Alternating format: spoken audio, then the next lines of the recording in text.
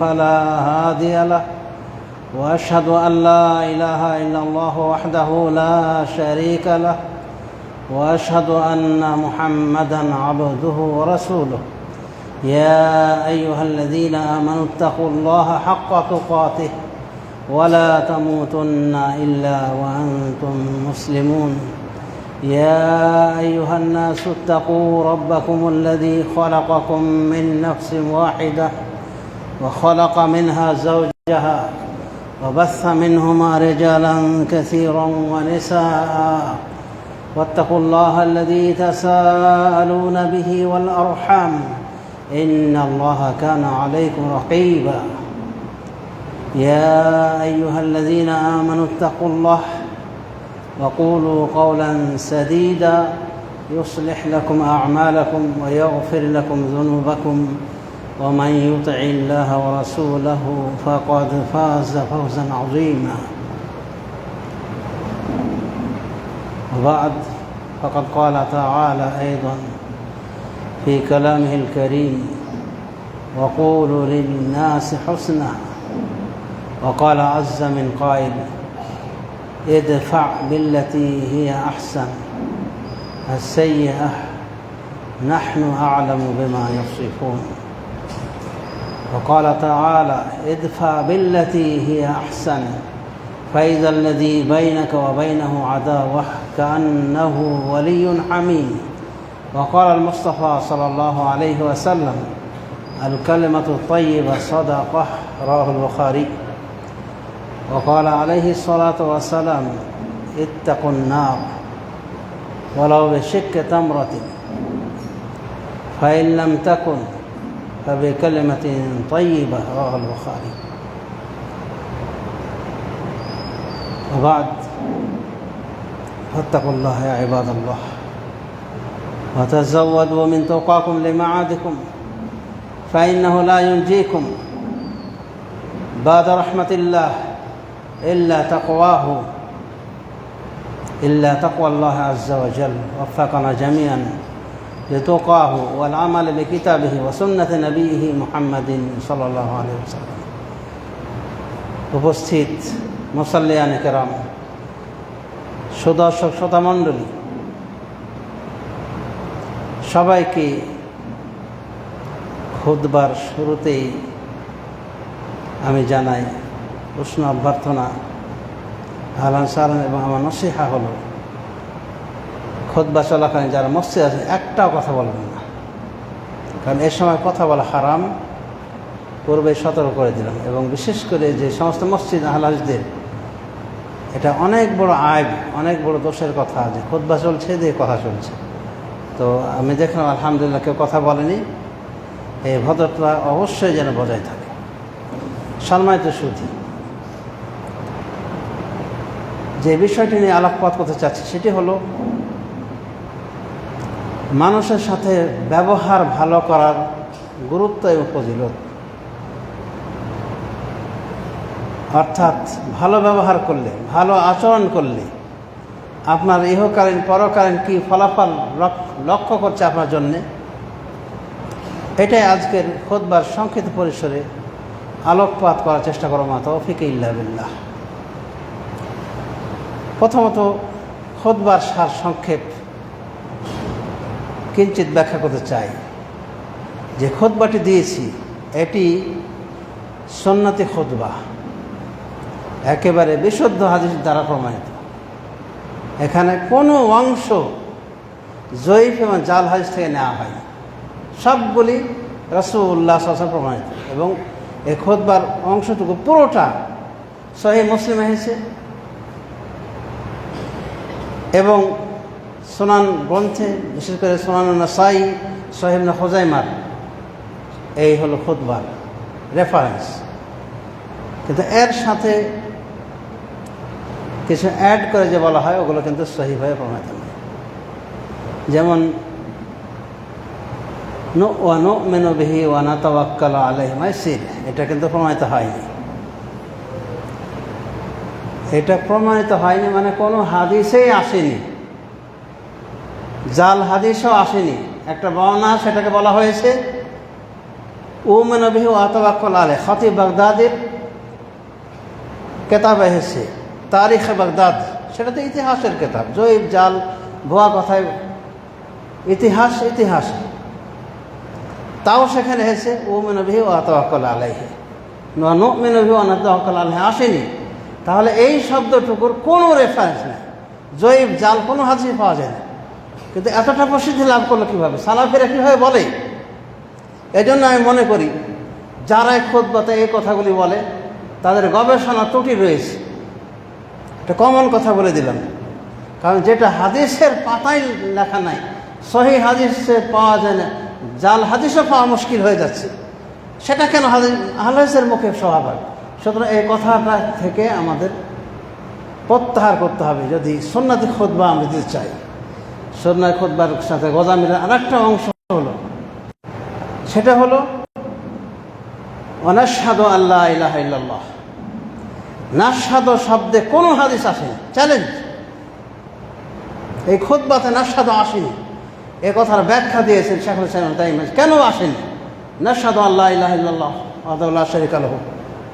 আসেনি কেন? বরং আশহাদু আল্লা ইলাহা ইল্লাল্লাহ ওয়াহদাহু লা শারীকা লাহু ওয়া আশহাদু আন্না মুহাম্মাদান আবদুহু ওয়া রাসূলুহু।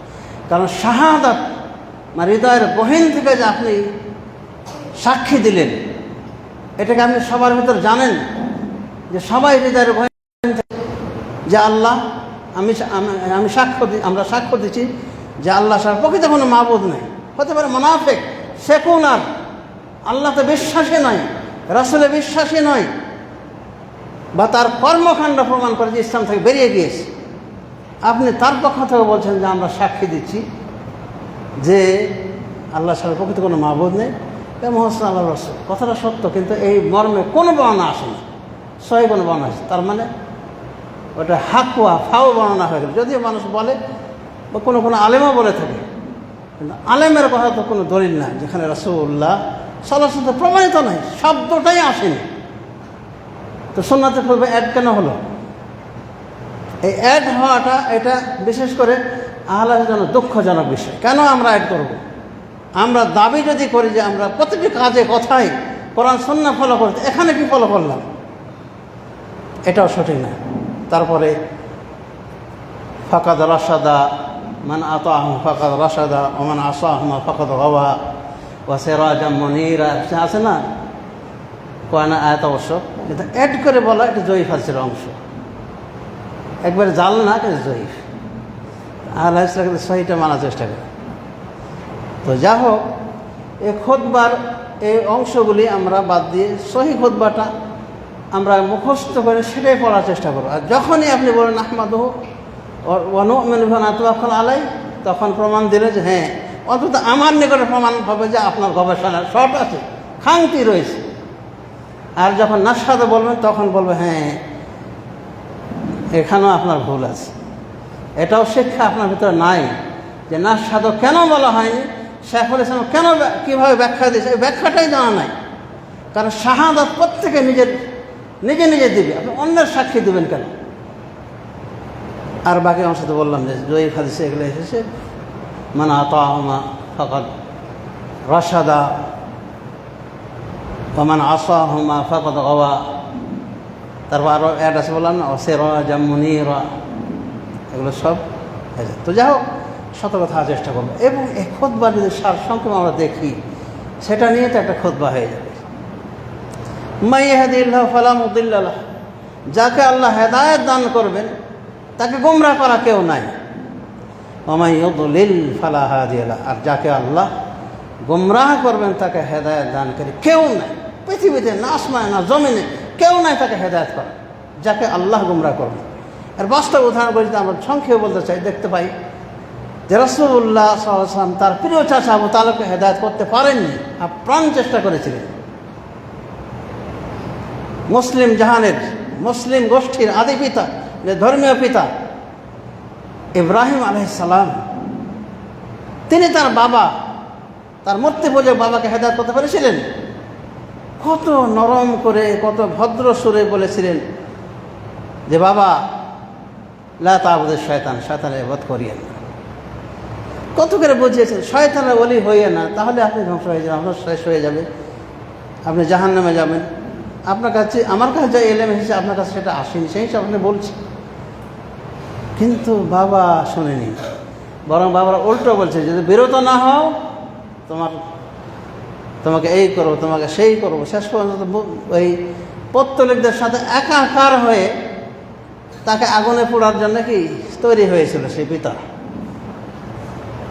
কিন্তু আল্লাহর বিশেষ রহমতে তার একটা পশমও পোড়াতে পারেনি। সেই বিশাল অগ্নিকুণ্ড, এত বিশাল আগুন জ্বালানো হয়েছিল যার ধারে কাছে যেতে পারত না, কিন্তু সে আগুনে ইব্রাহিম আলাইহিস সালামকে পোড়াবে কি একটা পশমও পোড়াতে পারেনি। আল্লাহ বলেছিলেন, ইয়া নারু কুনি বারদান ওয়া সালামান আলা ইব্রাহিম, হে আগুন তুমি ইব্রাহিমের উপরে সালামতি ঠান্ডা হয়ে যাও। তাফসীরকারগণ বলেন যে যদি বলতেন আল্লাহ যে আগুন বার্দ হয়ে যায়, ঠান্ডা হয়ে যায়, তখন আগুন তার পোড়ানোর স্বভাবকে চেঞ্জ করে ঠান্ডা হয়ে ইব্রাহিম আলাইহিস সালামকে মেরে ফেলত। কিন্তু সাথে সাথে আরেকটা কথা বলেছেন, বারদান ওয়া সালামা, ঠান্ডা এবং সালামত হয়ে যায়, মানে সালামতে ঠান্ডা হয়, নিরাপদে থাকে যেন, শান্তিতে থাকতে পারে যেন, এমন ঠান্ডা হয়ে যায়। বর্তমান আমরা সাধারণ উদাহরণ দিতে পারি, শীততাপ নিয়ন্ত্রণ বা এয়ার কন্ডিশন, মোকাইয়াফ যেটা আরবিতে বলা হয়, এসি। তো ইব্রাহিম সালাম একটা প্রশ্ন পড়তে পারেনি। তো ইব্রাহিম আলাইহিস সালাম চেষ্টা করতে পারেননি হেদায়েত করতে, বাকি পেরেছেন। এটাই তো খুতবার বাস্তবতা। ওয়ামান ইউদ্লিল ফালা হাদিয়া লাহু, যাকে আল্লাহ গোমরাহ করেন তাকে হেদায়েত দানকারী কেউ নাই। দেখলেন তো ইব্রাহিম সালাম পারলেন না। এই ইব্রাহিম আলাইহিস সালাম তার বাপকে যখন দেখবে খুব লাঞ্ছিত অবস্থায়, খারাপ অবস্থায়, করুণ অবস্থায়, তখন একটু সুপারিশ করার চেষ্টা করবেন আল্লাহর কাছে।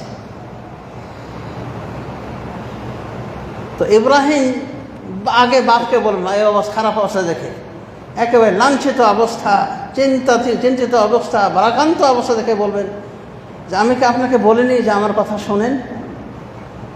তখন উনি বলবেন যে সব কথা শুনবো বেটা তোমার, এখন যা বলবে সব শুনবো। এটা আখিরাতে ঘটনা, বুখারী শরীফে হাদিস এসেছে। তখন ইব্রাহিম আলাইহিস সালাম সুপারিশ করে বলবেন যে আল্লাহ আপনি তো ওয়াদা দিয়েছেন যে আপনি অপমান করবেন না আমাকে। এই যে এর থেকে অপমান আর কি, যে আমার নিজের বাপটাই চলে যাবে জাহান্নামে আমার চোখের সামনে। তখন আল্লাহ বলবেন, হে ইব্রাহিম ইন্নী হারামতুল জান্নাত আলাল কাফিরিন, আমি জান্নাতকে তো হারাম করে দিয়েছি কাফেরের উপরে।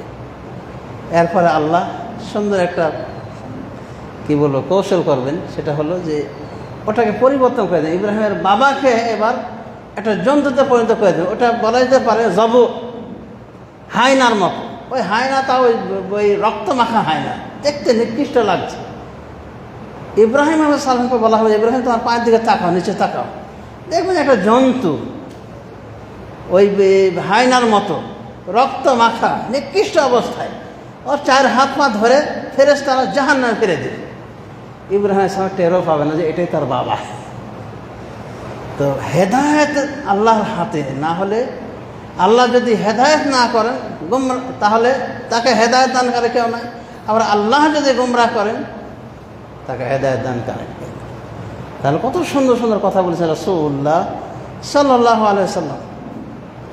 তো সমাজ শুধু এই জন্যে আল্লাহর কাছে হেদায়েতও চাইতে হয়। সহিহ মুসলিম হাদিস রয়েছে, আল্লাহুম্মা ইন্নী আসআলুকাল হুদা ওয়া তুকা ওয়াল আফাফা ওয়াল গিনা। হে আল্লাহ, আপনার নিকট আমি হেদায়েত তলব করতেছি, তাকওয়া পরহেজগারি তলব করতেছি, আমি যেন মুত্তাকি হতে পারি। ওয়াল গিনা, সচ্ছলতা তলব করতেছি, আমি যেন একেবারে ফকির নিঃস্ব হয়ে দাঁড়ে দাঁড়ে ঘুরে না বেড়াই, ফকিরের জীবনে যেন আমি না থাকি, যেটা আমাকে দুনিয়া থেকে মানে আখিরাতকে ভুলিয়ে দেয়। তো নবী সাল্লাল্লাহু আলাইহি ওয়াসাল্লাম পানা চাইতেন, নিজে দোয়া করেছেন, মানে দোয়া শিখিয়েছেন আমাদের। তো হেদায়েতে দোয়া চাইতে হবে যাতে আল্লাহ আমাদেরকে হেদায়েত দান করে। আর মনে রাখতে হেদায়েত আল্লাহর হাতে। এই জন্য আমরা লক্ষ্য করে দেখি, সুবহানাল্লাহ, মহান মহান নবী হেদায়েত করতে পারেন তাদের আত্মীয় স্বজনকে। উদাহরণ তো কিছু দিলামই, ইব্রাহিম আলাইহিস সালাম, আমাদের রাসূলুল্লাহ সাল্লাল্লাহু আলাইহি ওয়াসাল্লামের ঘটনা। লূত আলাইহিস সালাম হেদায়েতের চেষ্টা করেছেন। হেদায়েত আর কী হবে, নিজের বউকে হেদায়েত করতে পারেন, পেরেছিলেন। নূহ আলাইহিস সালাম 950 বছর দাওয়াত দিয়েছেন, ইল্লা 50 আমান বলা হয়েছে, আলফসানা ইল্লা খামসিনাম, 1000 বছর তিনি অবস্থান করে তার কওমের ভিতরে, মাত্র 50 বছর বাদ, তার মানে 950 বছর দাওয়াত দিয়েছেন। 950 বছরের ফসল 40 জন হেদায়েত হয়েছে, কেউ আরও একটু বেশি বলেছেন, 100 পার হবে না। তার ভিতরে গোমরাহদের ভিতরে তার নিজের স্ত্রী ওই বুড়িটা, আর তার নিজের ছেলে যার ইসরাইল মনে হয়েছে যে কেন আন নাম, একবার মহাপ্লাবন পর্যন্ত সে গোমরাহ হয়েছে, মহাপ্লাবনে ডুবে সে মারা গিয়েছে, তবুও সে ইসলাম গ্রহণ করেনি, কারণ আল্লাহ তাকে তার নসিবে হেদায়েত রাখেন। এই জন্যে হেদায়েত পাওয়া একটা বড় নেয়ামত। আবার অনেক সময় যে বলে যে অমুক তার বউকে হেদায়েত করতে পারলো না, একে হেদায়েত করতে পারলো না, তো কী হয়েছে, হেদায়েতের কথা বলা যাবে না? তো এই নবী বলে কী করবেন তাহলে? আল্লাহ নবী নিজের চাচাকে হেদায়েত করতে পারেন, আবু তালেবকে। ইব্রাহিম নিজের বাবাকে হেদায়েত করতে পারেন না। নূহ আলাইহিস সালাম নিজের স্ত্রীকে, নিজের সন্তানকে হেদায়েত করতে পারেননি। লূত আলাইহিস সালাম নিজের বউকে হেদায়েত করতে পারেননি। তো আমরা কি ওনাদের থেকে বেশি পাওয়ারফুল, বেশি মর্যাদাশীল আল্লাহর নিকটে? এই জন্য আয়াতের ব্যাখ্যাটাই ভুল। খবিসদের জন্যে খবিস স্ত্রী, আর পবিত্র ব্যক্তির জন্য পবিত্র স্ত্রী, ভুল কথা, ভুল ব্যাখ্যা। বরং যারা খবিস মানুষ তাদের জন্যই খবিস কথা প্রযোজ্য হয়, মানে তারা খবিস কথা বলে, মানে যারা মুখ দিয়ে মন্দ মন্দ কথা বলে, এর যোগ্য, এর অর্থ হলো তারা নিজেরাই খবিস। তো মা আয়েশাকে কেন্দ্র করে আল্লাহ এটা বলেছিলেন। মা আয়েশা সম্পর্কে কটূক্তি করেছিল, মুনাফিকরা করেনি। তো আল্লাহ এখানে বলতে চাচ্ছেন যে খবিস যারা, তাদেরকেই সাজে খবিস কথা বলে। পবিত্র যারা, তাদেরকে পবিত্র কথা বলার শোভা পায়, তারাই ভালো কথা বলে। তার মানে খবিস প্রকৃতির মানুষ ভালো কথা বলে না, তারা হয় দুরাচরণকারী, নিকৃষ্ট মনোমেয়াজের, অসদাচরণকারী। তো ওদের জন্যই এগুলো শোভা পায়। আর আমরা ধরে নিয়েছি ভালোর জন্য ভালো স্ত্রী, খারাপের জন্য খারাপ স্ত্রী। তাহলে নূহ আলাইহিস সালাম কি খারাপ স্ত্রী? তো তার খারাপ ছিল, সে বলা যায় না নাকি? নাউযুবিল্লাহ মিন যালিক। লূত আলাইহিস সালাম খারাপ, কারণ তার স্ত্রী খারাপ ছিল। আবার একটা মুসলমানের 4টা বউ থাকতে পারে, একটা ভালো, একটা খারাপ, হতে পারে না? একটা হেদায়েত প্রাপ্ত 5 ওয়াক্ত নামাজ পড়ে, নফল নামাজে পড়ে, আর একটা ফরজ নামাজে ফাঁকি দিতে পারে, এরকমও তো হতে পারে। তো ওকে কোন দিকে নেবেন? আর খারাপ বউ এই জন্য মনে করি লোকটা আসলে খারাপ, নাকি বলবেন যে ভালো বউ সেজন্য লোকটা ভালো? বউ দিয়ে মাফ করা স্বামীকে, এটা অন্যায়। কারণ হেদায়েতের মালিক তো আল্লাহ। চেষ্টা করেছেন স্বামী বেচারা হেদায়েত করার, পারেনি, আপনি কেন তাকে এ করবেন? তারপর একটা বিষয় মনে রাখবেন যে হেদায়েতে এটাও অংশ যে আল্লাহ আপনাকে সঠিক কথা বলা তৌফিক দিবেন। ইয়া আইয়ুহাল্লাযীনা আমানু তাকুল্লাহ ওয়া কুলু কাওলান সাদীদা, হে ইমানদারগণ, তোমরা আল্লাহকে ভয় করো এবং সঠিক কথা বলো। আরটা হলো নরম কথা বলো, মানে গরম করে কথা বলিও না। দুটাই ঠিক আছে এখন জায়গায়। সঠিক কথা মানে কোরআন হাদিস উন্নীত কথা বলবেন, বেঠিক কথা কেন বলবেন? কোরআন হাদিস বহির্ভূত কথা বলার তো এটা উচিত নয়, এরকম কথা বলা। বিশেষ করে যারা আহলে হাদিস, তারা তো জাল জয়ীফ কথা বলতে পারে না, ভিত্তিহীন কিস্সা কাহিনী নির্ভর কোনো কিস্সা কাহিনী বলতে পারে না। এই যে আমি যে কিস্সাগুলো বললাম সবই কোরআন দিয়ে প্রমাণিত, বুখারী হাদিস দ্বারা প্রমাণিত, সহিহ হাদিস দ্বারা প্রমাণিত। তো এটা হলো সঠিক কথা বলার অন্তর্ভুক্ত, যে আপনি সঠিক কথাটা বলেন, মানে যেটা কোরআনে আছে, হাদিস আছে, কোরআনও নেই, হাদিসও নেই, আকবা কথা। এক ওয়াক্ত নামাজ ছেড়ে দিলে 80 হোক বা জাহান্নাম ভোগ করা লাগবে। অথচ ওই 80 হোক বা জাহান্নামের কথার এই বর্ণনাটা জাল হাদিসে পাওয়া মুশকিল। তো জাল দিয়ে মানুষকে হেদায়েত করতে হয়, দরকার কি?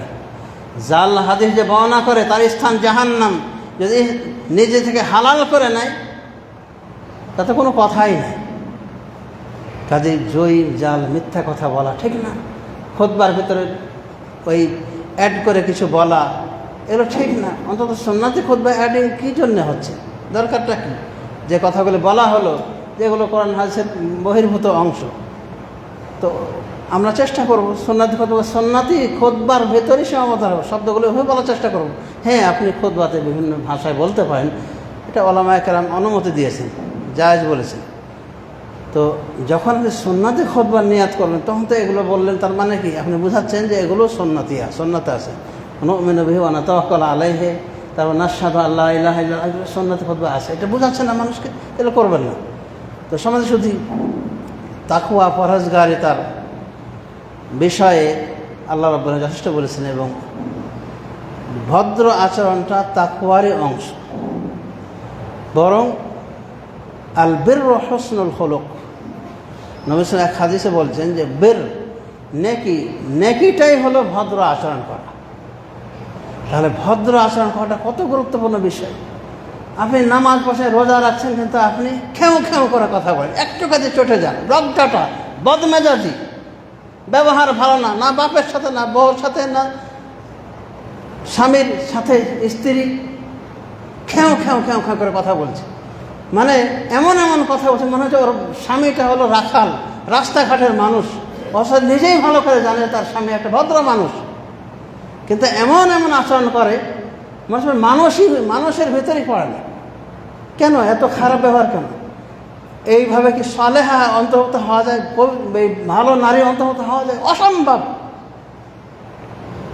ওলামায়ে কেরাম বলছেন যে একজন নারী হতে পারে আল্লাহর ইবাদত বন্দেগীর ক্ষেত্রে ভালো, কিন্তু স্বামীর ক্ষেত্রে সে ভালো নয়, অসৎ স্ত্রী, মানে স্বামীর সাথে দুর্ব্যবহার। এই জন্য 4টি জিনিসে মহিলাদের জান্নাতকে আল্লাহ রাব্বুল আলামিন, আল্লাহ রাসূল সাল্লাল্লাহু আলাইহি ওয়াসাল্লাম গ্যারান্টি দিয়ে বলা যায়। তিনি বলছেন যে আল মারাতু ইদা সাল্লাত খামসাহা ওয়া সামাত শাহরাহা ওয়া হাসানাত ফারজাহা ওয়া আতাআত বালাহা দাখালাত জান্নাহ মিন আইয়ি আবওয়াবিহা শাআত ওয়া ফি রাওয়া কিলা লাহা উদখুলিল জান্নাহ মিন আইয়ি আবওয়াবিহা শাআত। যদি কোনো মহিলা তার 5 ওয়াক্ত নামাজ পড়ে, তার রমাদান সিয়াম পালন করে, নিজ লজ্জাস্থানের হেফাজত করে, স্বামীর আনুগত্য করে, তাহলে সে জান্নাতে চলে যাবে, জান্নাতে যে কোনো দরজা দিয়ে চলে যাবে। আর বর্ণনা বলা হয়েছে তাকে বলা হবে জান্নাতে যাও তোমার ইচ্ছা, আর জান্নাতে 8টি দরজা, যে কোনো দরজা দিয়ে চলে যাও। কত সহজ! আমরা মনে হয় সহজ, কিন্তু এখানেই মা বোনরা ধরা খাবে, মা বোনের গোষ্ঠী ধরা খাবে।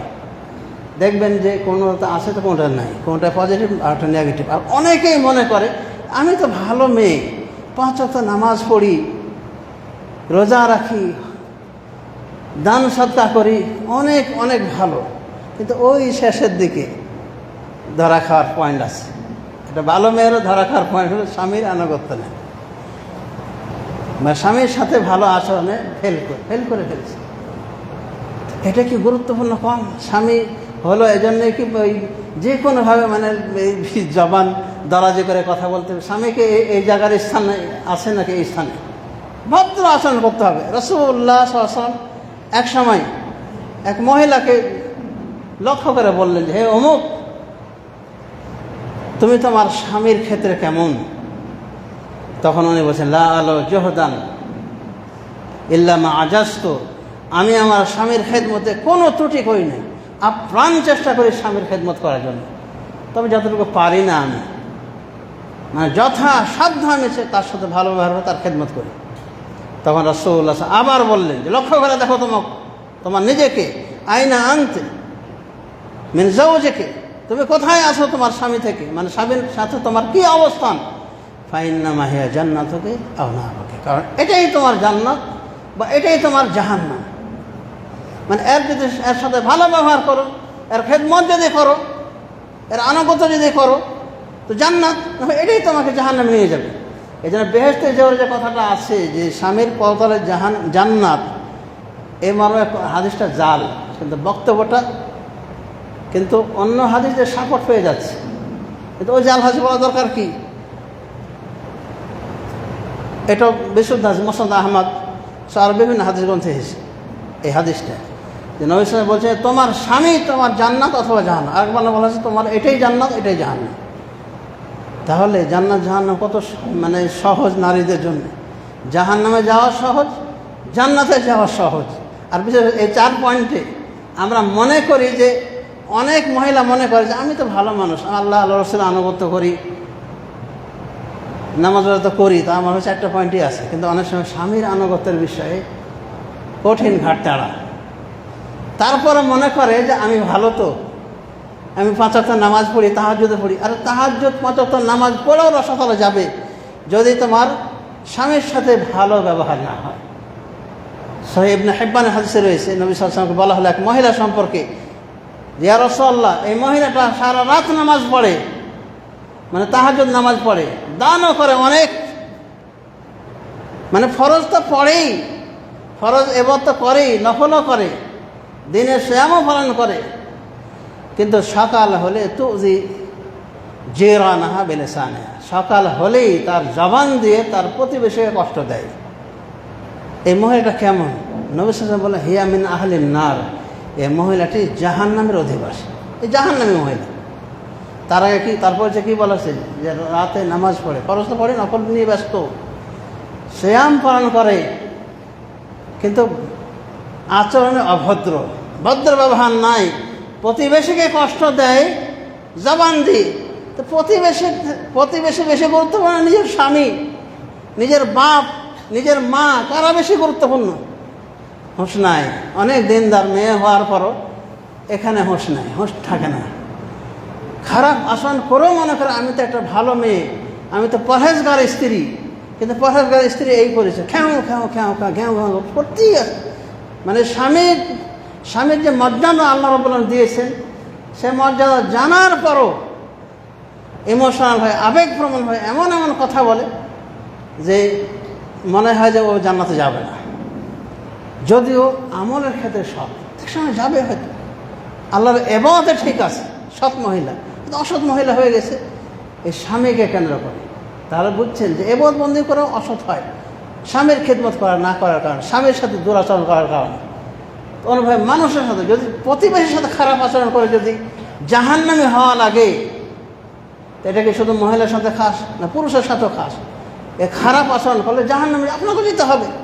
আপনি যদি খারাপ আচরণ করেন, স্ত্রীর সাথে বান্ধের ব্যবহার করেন, স্ত্রীর মর্যাদা না দেন, স্ত্রীকে হেয় প্রতিপন্ন করেন, দাসীর মতো যদি তার সাথে আচরণ করেন, সেবা দাসী মনে করেন, তাকে স্ত্রীর মর্যাদা যদি না দেন, খারাপ ব্যবহার করছেন, তো আপনি কি ভালো মানুষ হয়েছেন? আপনিও ভালো না। তো এগুলো সতর্ক থাকতে হবে। মুআমালাত এমন একটা জিনিস, বললামই তো, রাসূল সাল্লাল্লাহু আলাইহি ওয়াসাল্লাম বলছেন আল বিররু হুসনুল খুলুক, প্রকৃত নেকি হলো ভদ্র ব্যবহার। সুনান আবু দাউদ হাদিসে রয়েছে, রাসূল সাল্লাল্লাহু আলাইহি ওয়াসাল্লাম বলেন ইন্না রাজুলা লা ইউদরিকু মিন হুসনি খুলুকিহি দারাতাস সাইমিল কায়েম, একজন ব্যক্তি ভালো চরিত্রের মাধ্যমে সে নফল সিয়াম পালনকারী, নফল ইবাদত বন্দেগী, নফল তাহাজ্জুদ আদায়কারীর মতো নেকি পাবে, মানে ওই পর্যায়ে চলে যাবে। মানে কিয়ামতের মাঠে এসে দেখবে তার আমল নামায় নেকি আর নেকি, নফল নামাজে ভরা, তাহাজ্জুদ না পড়ো তাহাজ্জুদ নামাজ, রোজা না রেখো নফল রোজা ভরা। তো সে বলবে যে আল্লাহ এইগুলো কীভাবে আসলো আমার কাছে? এগুলো তোমার ভদ্র আচরণ, কারণ আল্লাহ দিয়ে দিয়েছেন এমনি, মানে ভদ্র আচরণ যে করেছিলেন সে কারণে আল্লাহ এগুলো দিয়ে দিয়েছে এমনি। আর এদিকে নফল নামাজ পড়েও কি জাহান্নামে যাচ্ছে, খারাপ মহিলা। তো আপনি যদি প্রতিবেশীর খারাপ ব্যবহার করেন, তাহলে আপনার বাপ মার সাথে যদি খারাপ ব্যবহার করেন, পুরুষ হন নারী হন, কোথায় ঠিকানা হবে?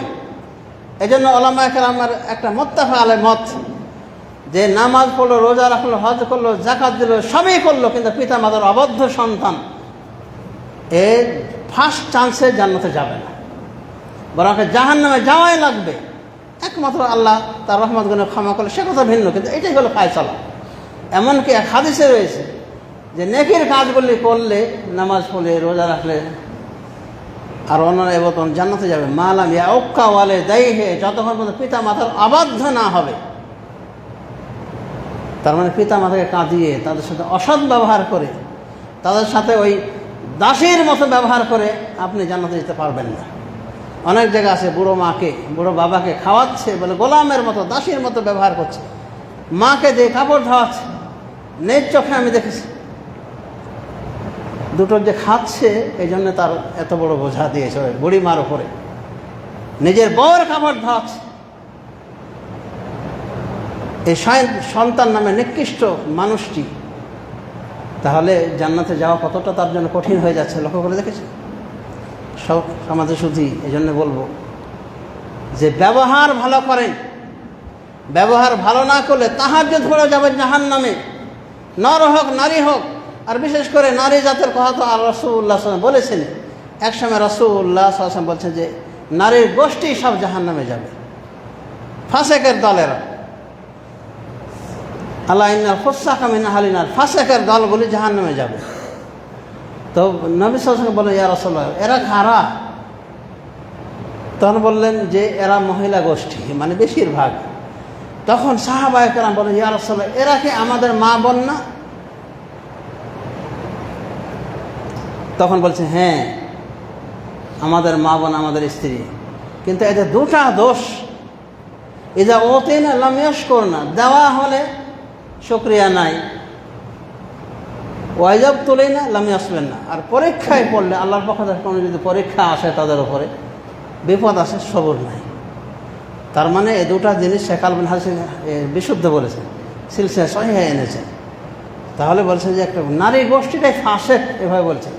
এরপরে পরিচয় বলছে যে যারা এই স্বভাবের হয়, এবং বেশিরভাগ এই স্বভাবটা কমন রয়েছে বলা যায়, এই জন্য এইভাবে বলেছে। তো ভালো ব্যবহার না করলে, আপনি মনে করছেন নামাজ তো অনেক পড়ি, তাহাজ্জুদ তো অনেক করি, কিন্তু মানুষের সাথে খারাপ ব্যবহার, খেউ খাও করে কথা বলেন, দূরে সরে যায় দুর্ব্যবহারের কারণে, তো হতে পারে যে আপনি এত কিছু বন্দি করে জাহান্নামে যাবেন। এই জন্যে রাসূল সাল্লাল্লাহু আলাইহি ওয়াসাল্লাম বলেছেন, যেটা আমি খুতবার শুরুর দিকেই বলেছি, আল কালামাতু তাইয়্যিবা সাদাকা, পাক পবিত্র কথাটাই হলো সাদাকা। মানে ভালো করে কথা বলেন, স্বামী স্ত্রী ভালো ভালো কথা বলা একটা সাদাকা হয়ে গেল। আজ খেও মেও করে ঝগড়া লেগে থাকে, একেবারে লেগে গেছে, ওই রাশিয়া আর ইউক্রেন নাকি, এইভাবে লেগে থাকা যদি স্বামী স্ত্রী, এটা কি জান্নাতে যাওয়ার আলামত হলো? আল্লাহর নবী সাল্লাল্লাহু আলাইহি ওয়াসাল্লাম বলছে ভালো কথা সাদাকা। যে সাদাকাটা নিতে অসুবিধা কি, সাদাকার করতে অসুবিধাটা কোথায়? কিন্তু আমরা লক্ষ্য করছি যারা সব থেকে নিকটে তাদের সাথে খারাপ ব্যবহারটা করে। আমাদের মা বোনদের একটা মোটা অংশ স্বামীর সাথে দুর্ব্যবহারকারী, 5 ওয়াক্ত নামাজ আদায় করার পরও স্বামীর সাথে অসদাচরণ করে, দুর্ব্যবহার করে কথা বলে, খেও মেও করে কথা বলে, রগচাটা হয়ে থাকে। এটা কি রাসূল সুন্নাত? রাসূল এটা করতে বলেছে না? পবিত্র কথাটা হলো সাদাকা। একই কথা, স্বামী যদি ওরকম হয়, রগচাটা হয়, একটু কথায় রাগ করে, একটু কথা কেটে উঠে, ভালো আচরণ হলো না। আচরণ ভালো করতে, ভদ্র হতে হবে। ভদ্র আচরণ এটাও অংশ, বিশেষ করে আল্লাহর সাথে ভদ্র আচরণ, এটা একটা গুরুত্বপূর্ণ বিষয়। আল্লাহর সাথে ভদ্র আচরণ কীভাবে করবেন? আল্লাহ যে বদবন্দিগুলি দিয়েছে সেগুলি আপনি ভালোভাবে আদায় করবেন, সেগুলোকে ভক্তির সাথে আদায় করবেন, শ্রদ্ধার সাথে, মহব্বতের সাথে, তাজিমের সাথে আদায় করবেন। যেমন নামাজ ভক্তির সাথে আদায় করবেন, সেটা কোনো জরিমানা মনে করবেন না।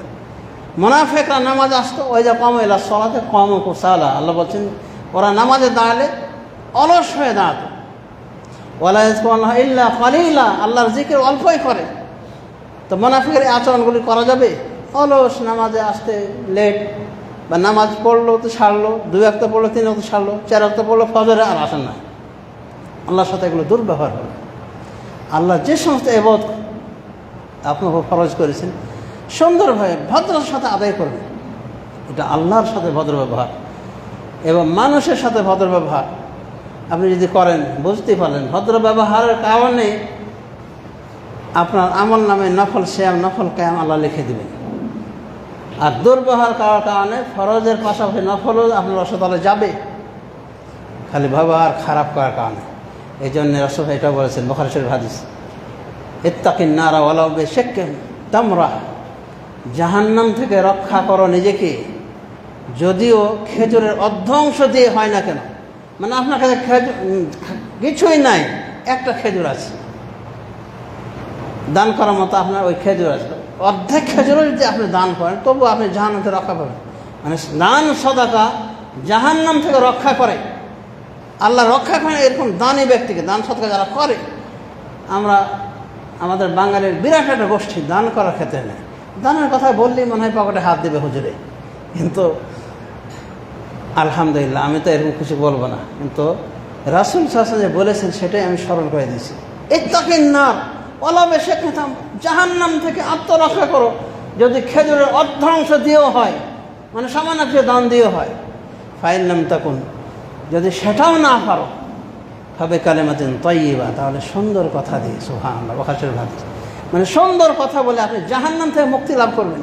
আর অসুন্দর কথা বলেন, স্বামীকে বা স্বামী স্ত্রীকে খারাপ খারাপ কথা বলেন, কটু বাক্য ব্যবহার করলেন, এটা কি দান হলো? জাহান্নাম থেকে রক্ষার কোনো ব্যাপার হলো না, জাহান্নামে যাওয়ার কারণ হলো।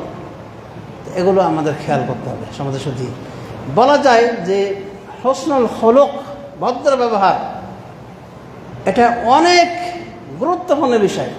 কিয়ামতের মাঠে সব থেকে মিজানের পাল্লা যে সমস্ত বিষয় ভারী করবে সেটি হল দুটি বিষয়, তাকওয়াল্লাহ, আল্লাহ ভীতি।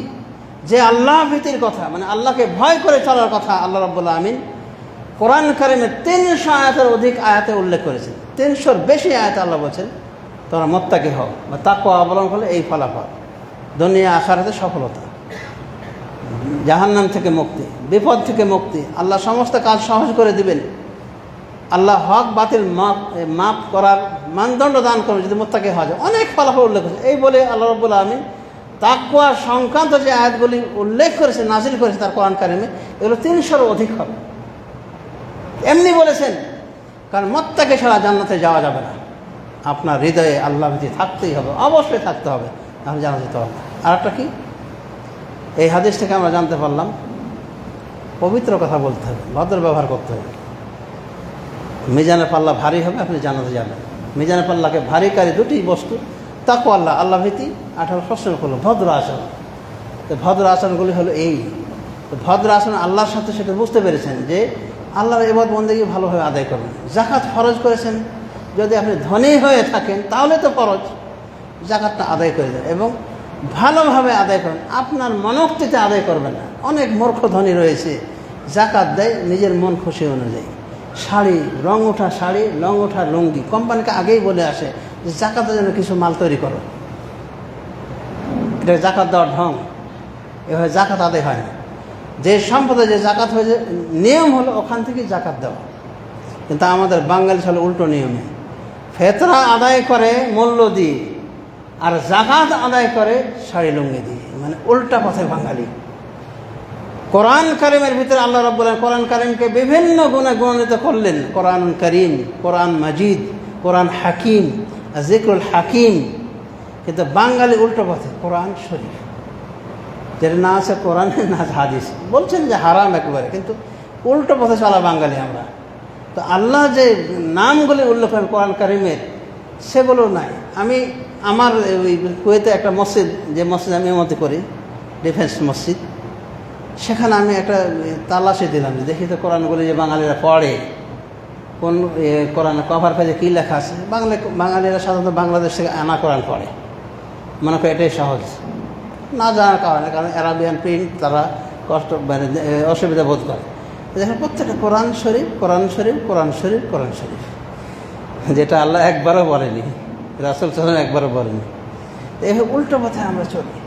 তো সমাজ শুধু আল্লাহর সাথে ভালো ব্যবহার বুঝতে পেরেছেন যে যাকাত সহ যত প্রকারের ইবাদত আপনি খুশি, আপনি আপনার প্রফুল্ল চিত্তে ওটা দান করবেন, কষ্ট নেবেন না, বা আপনার নিজের স্বার্থ ব্যবহার করবেন না। যাকাত অনেকে দেয়, কুয়েত থেকে যাকাত পাঠায়, আর একজন ইলেকশন করার ছোটো ভাই, মিসকিন কিনে নেওয়ার পদ্ধতি, এরপর অনেকে যাকাত দিতে হবে।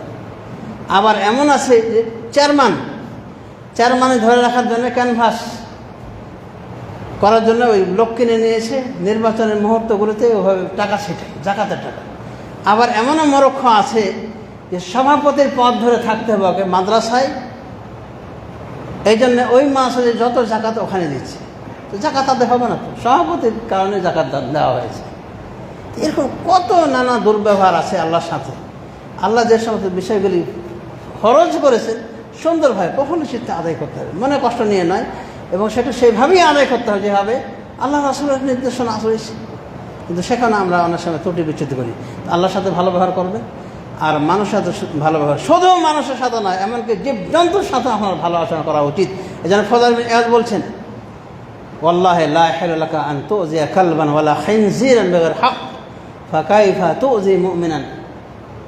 আল্লাহর কসম, তোমার জন্য হালাল নয় কোনো কুকুরকে, কোনো শুয়োরকে কষ্ট দেওয়া বিনা কারণে। ওরা তোমার কোনো অসুবিধা হবে না, ওরা আপনার যাচ্ছে, তুমি আপনার যাচ্ছে। তোমার জন্য হালাল নয় কোনো কুকুর শুয়োরকে বিনা অধিকারে কষ্ট দেওয়া, এমনিতে কষ্ট দেওয়া। ফাকাইফা তুযি মুসলিমান, তাহলে একজন মুসলিমকে কীভাবে তুমি কষ্ট দিতে পারো? সে মুসলিম যদি তোমার স্বামী হয় কীভাবে কষ্ট দিতে পারো? সেই মুসলিম যদি তোমার স্ত্রী হয় কীভাবে কষ্ট দিতে পারো? সেই মুসলিম যদি তোমার বাবা হয় কীভাবে কষ্ট দিতে পারো? সেই মুসলিম যদি তোমার মা হয় কীভাবে কষ্ট দিতে পারো? সেই মুসলিম যদি তোমার ভাই হয় কীভাবে কষ্ট দিতে পারো? কীভাবে তুমি কষ্ট দেবো? সেই মুসলিম যদি তোমার বোন হয়। এমনি সাধারণ জীবজন্তুর সাথেও রাসূলুল্লাহ সাল্লাল্লাহু আলাইহি ওয়াসাল্লাম ভালো ব্যবহার করার কথা বলেছেন, এবং তিনি কয়েকটা নজির পেশ করেছেন, আমাদের শুনিয়েছেন যে পশুর সাথে ভালো ব্যবহার করলেও জান্নাতে যাওয়া যাবে। আপনারা কেনা জানেন যে সেই বনী ইসরাঈলের বেশ্যা মহিলা কুত্তাকে পানি পান করে জান্নাতে গিয়েছে, অর্থাৎ কুকুরকে পানি পান করিয়েছে। তার মায়া লাগছে, কুকুর হাঁপাচ্ছে, তখন তার ওড়না খুলে দিয়ে ওটাকে বানিয়েছে রশি, মোজাকে বানিয়েছে বালতি, পানি তুলে মানে কূপ ওই সিঁড়ি আকারে থাকতো আগের যুগে, মুখে কুকুরের মুখে পানি ছিপে দিয়েছে। ফাশাকার আল্লাহ লাহা ফাগাফার লাহা, বুখারীর হাদিসে রয়েছে আল্লাহ তার কাজটা শুকরিয়া করলেন এবং তাকে ক্ষমা করে দিলেন। বেশ্যাবৃত্তি কতদিন থেকে করে আসছে, তারপর দেখেন এমন একটা কাজ করলো, আল্লাহ তার কাজে এতটা খুশি হয়েছে, কারণ ওটা আন্তরিকভাবে সে করেছিল। কুকুরের মারহাবা পাওয়ার জন্য কেউ কিছু করে কি? কুকুর কিছু বলতে বলে শুকরিয়া জাযাকাল্লাহ খায়র বলে না? ওখানে কোনো মিডিয়ার ক্যামেরা ধরেছিল, দেখো দেখো দেখো আমাদের রাজা প্রধানমন্ত্রী কত সুন্দর ব্যবহার করছে, এটা কুকুরকে এভাবে জান বাজাচ্ছিল সব মিডিয়া। তার একমাত্র আল্লাহর জীবের প্রতি ইহসান করেছিল, যে মরে যাচ্ছে বেচারা কুকুর, একটু খাইয়ে দিই, পানি খাইয়ে দিই, জান্নাত আল্লাহর মাগফিরাত পেয়ে গিয়েছে।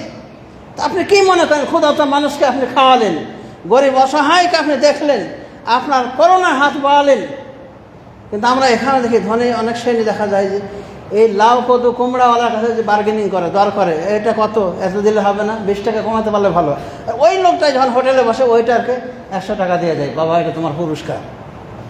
কেমন মানে, এক চোখে নুন আর চোখে তেল, এরকম দুর্ব্যবহার কেন? তো আমাদের সদয় হতে হবে, কমল হতে হবে। ও জান্নাতি ব্যক্তি আলোচনা রাসূল বলেন যে 3 জান্নাতের এক জান্নাতি হলো ওই ব্যক্তি রাজুল রাহিমুন লিকুল্লি মুসলিমিন ওয়া লিকুল্লি যাবি কুরবা ওয়া লিকুল্লি মুসলিম।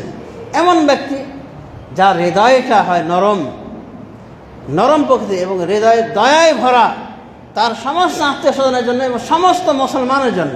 আত্মীয় স্বজনকে অনেকেই ভালোবাসে রক্তের টানে, কিন্তু অন্য মুসলিমের প্রতি আপনার দয়া থাকতে হবে। এক বাসায় দেখলাম গরিব মানুষ ভাড়া দিতে পারছে না, কাঙ্ক্ষিত ভাড়া, ওকে নামায় ছাড়বে। কেন ভাই, একটা গরিবের প্রতি দয়া করলে কিছু হয় না? একটু কনসিডার করলে হয় না? বলছে টাকা নাই ভাই, কখন দেখা টাকা নাই, তারপর এত দুর্ব্যবহার কী জন্যে? এই জন্যে কোনো সালাফ বলছেন যে আল্লাহ কি তোমাকে রহমত করবে, দয়া করবে, এটা নিয়ে যদি চিন্তা থাকো, নিজেকে দেখো তোমার মানুষকে দয়া করার অভ্যাস আছে কিনা। যদি তুমি দয়া করো আল্লাহ তোমাকে দয়া করবে। দলিল কি? ইরহামু মান ফিল আরদ ইয়ারহামকুম মান ফিস সামা। দয়া করো জমিনবাসীর প্রতি, তাহলে যিনি আসমানে তিনি দয়া করবেন।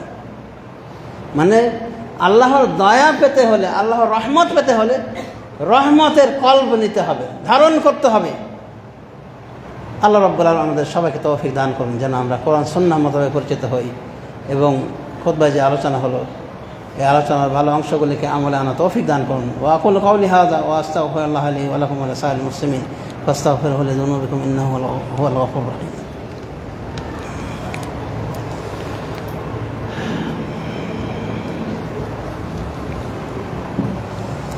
আলহামদুলিল্লাহ রাব্বিল আলামিন ওয়াসসালাতু ওয়াসসালামু আলা নাবিয়িনা মুহাম্মদ ওয়া আলা আলিহি ওয়া সাহবিহি আজমাইন ওয়াত তাবিঈনা লাহুম বিইহসানিন ইলা ইয়াউমিদ্দিন, আম্মা বা'দ।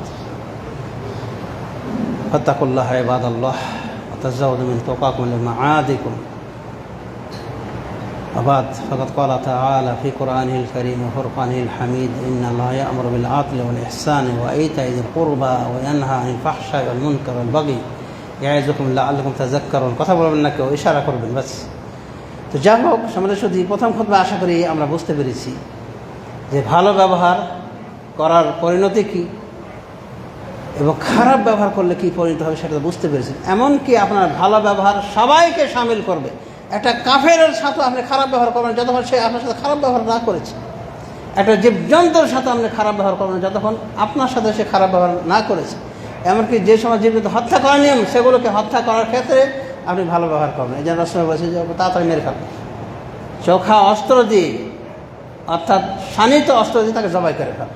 যেগুলো জবাইযোগ্য প্রাণী, হত্যা করার জন্য যেগুলো রয়েছে, বা মৃত্যুদণ্ড যদি মৃত্যুদণ্ড আসামি হয়ে থাকে, সরকার তাকে কষ্ট না দিয়ে হত্যা করে ফেলবে। এই জন্য সৌদি আরবে ফাঁসি ব্যবহার করা হয় না, ফাঁসিটা আরও কষ্টের। সেখানে তরবারে দিয়ে মাত্র 5 সেকেন্ডের ভেতরে শেষ করে দেয় দুনিয়াতে। মানে খুনিকে তার খুনের কারণে এই বদলাটা দেওয়া হয়, কিন্তু সেখানে তার ভালো আচরণ হয়, সাথে সাথে তাকে কষ্ট দিয়ে হ্যাঙ্গিং করে মারা হয় না। এটাই হলো ইসলামের আচরণ, যে আপনি দুর্ব্যবহার কোনো ক্ষেত্রে করবেন না, সর্বক্ষেত্রে করবেন, এমনকি জীবজন্তুর সাথেও নাই। বস্তুতে পারে প্রথম খুতবায় বলেছে, দ্বিতীয় খুতবায় আর একটা উদাহরণ দেওয়া যেতে পারে যে এক মহিলা জাহান্নামে গেছে কার কারণে, সেটা তো আমরা জানি, একটা বিড়ালের কারণে। বিড়ালটাকে সে আটকে দিয়েছে, তার মানে খারাপ মহিলা। আটকালি কেন?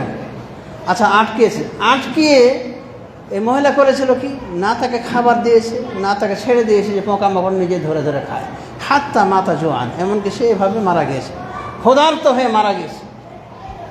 আল্লাহ নবী সাল্লাল্লাহু আলাইহি ওয়াসাল্লাম তাকে মেরাজের রাতে দেখেছেন জাহান্নামে শাস্তি ভোগ করছে, এবং ওই বিড়াল বড় বড় নখর নিয়ে তাকে নচাচ্ছে। কিয়ামত পর্যন্ত তার এই অবস্থান হতে থাকবে, অনন্তকাল তার এই শাস্তি হতে পারে যদি মহিলাটি কাফের হয়। কিন্তু যা বোঝা যাচ্ছে এখানে যে এই মহিলাটি ছিল না, মুসলিম ছিল, কিন্তু বিড়ালের সাথে দুরাচরণ করেছিল, খোদাই রেখেছে। এখনও দেখা যায় মিডিয়ায় একটা কুকুরকে মুখ বন্ধ করে রেখেছে, খাবার দেয় না, যাতে করে সে কষ্টে না খেয়ে মারা যায়। আরে তো রহমত গেল কোথায়? তো এই সমস্ত পাষণ্ড হৃদয়ের জন্য কিন্তু আল্লাহ রাব্বুল আমিন জাহান্নামের আগুন রেখেছে নরম করার জন্য। সুতরাং কঠোরতা, পাষণ্ডতা, কর্কশতা পরিহার করে রাসূল সাল্লাল্লাহু আলাইহি ওয়াসাল্লাম নরম মেজাজে ছিলেন, নরম আচরণকারী ছিলেন, ভদ্র আচরণকারী ছিলেন। এরকমই হবেন, আমরা হওয়ার চেষ্টা করব। আল্লাহ তৌফিক দান করুন। আল্লাহুম্মা আ'ইজ্জিল ইসলামাল মুসলিমিন ওয়া আযিল্লা শিরকা ওয়াল মুশরিকিন। আল্লাহুম্মা আতি নুফুসানা তাকওয়াহা ওয়া যাক্কিহা আনতা খায়রু মান যাক্কাহা আনতা ওয়ালিয়ুহা মাওলাহা। আল্লাহুম্মা ইগফির লিজামিল মুসলিমিন ওয়াল মুসলিমাত।